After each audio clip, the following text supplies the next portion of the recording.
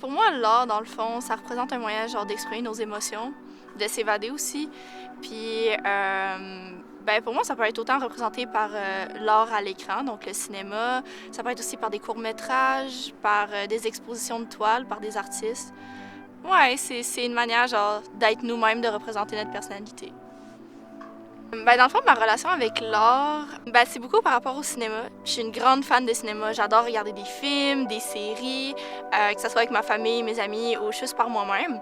Puis j'aime ça aussi pouvoir pas juste regarder, admettons, des blockbusters, genre des gros films à gros budget. J'aime ça aussi regarder des petits films de petits créateurs, dans le fond.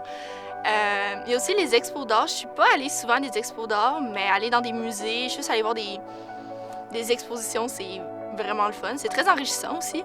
Sinon, bien sûr, il y a la musique.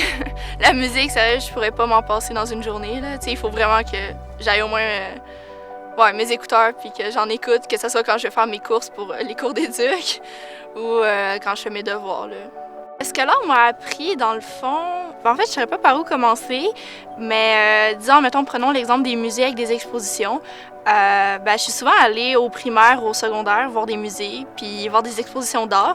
Et honnêtement, ça m'a beaucoup appris sur des artistes, sur les manières de peindre, dans le fond, les différents courants aussi.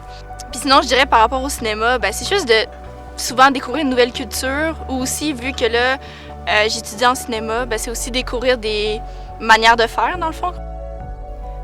Dans le fond, ce qui est beau avec l'art, je dirais le fait de s'identifier. Si je prends par exemple le cinéma, c'est de s'identifier à un personnage.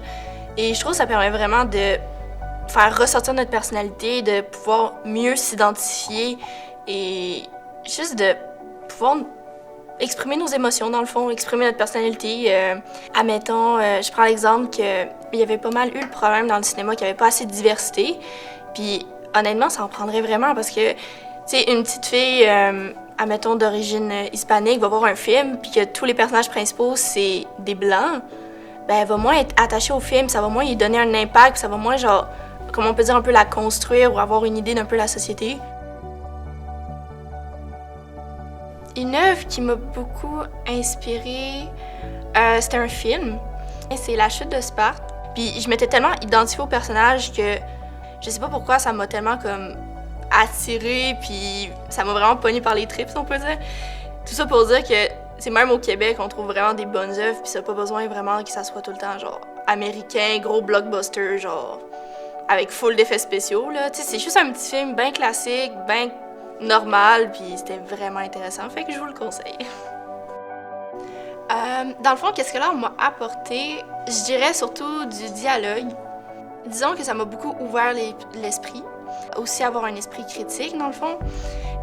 Admettons, je prends l'exemple, juste regarder un film en famille. Après, j'arrêtais pas d'en parler avec mes parents, d'en parler avec mes sœurs, d'avoir un peu leur impression. Chacun avait une opinion différente et ça vient vraiment enrichir notre personnalité, si on peut dire. Non, l'art, on en a vraiment besoin dans notre vie de tous les jours. Puis je trouve ça vraiment pas qu'avec la pandémie actuelle, ils décident de tout fermer et ils décident de plus, genre, mettre l'accent sur il faut aller travailler, il faut aller à l'école, puis à la limite, le sport, ça peut rester ouvert à certaines conditions, mais on s'entend que les premières mesures qu'ils mettent, c'est « Ah, on va fermer les cinémas, ah, on va fermer les musées », alors que honnêtement, la culture, c'est ce qui forge une société, ce qui forge une personne.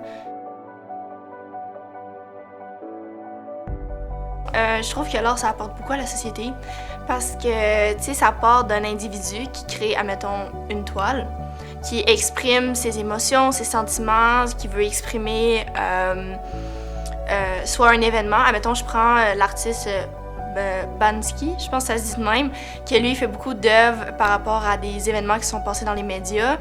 Il y a surtout une œuvre qui m'a beaucoup frappée, c'est l'œuvre où on voit un manifestant il veut lancer de quoi, mais dans le fond, il lance un bouquet de fleurs au lieu de lancer une arme, que ce soit genre une grenade, je pense, ou quelque chose de même. Mais au lieu de ça, il lance un bouquet de fleurs. Puis je trouve que ça apporte vraiment un beau message. Puis c'est ça que je trouve important que l'art se développe en société. Parce que justement, ça part de l'artiste, il fait son œuvre. Son œuvre, selon lui, exprime un message. Mais après, chaque personne peut interpréter le message comme il veut. Et après, les personnes le répandent à leur entourage, et etc., etc. Fait que ça vient faire une espèce de mouvement de masse, si on peut dire. Puis ça vient un peu forger une personnalité, ça vient aussi nous donner des opinions, favoriser le dialogue avec les personnes, ça vient vraiment comme enrichir la société dans laquelle on évolue. Et il faudrait vraiment que ça soit beaucoup plus poussé aussi dans l'enseignement, parce que dans l'enseignement, on s'entend que quand tu as des cours d'art, ben c'est les cours qui valent le moins comparé à des cours de français ou à des cours de mathématiques. Mais honnêtement, ils devraient autant valoir que des cours réguliers.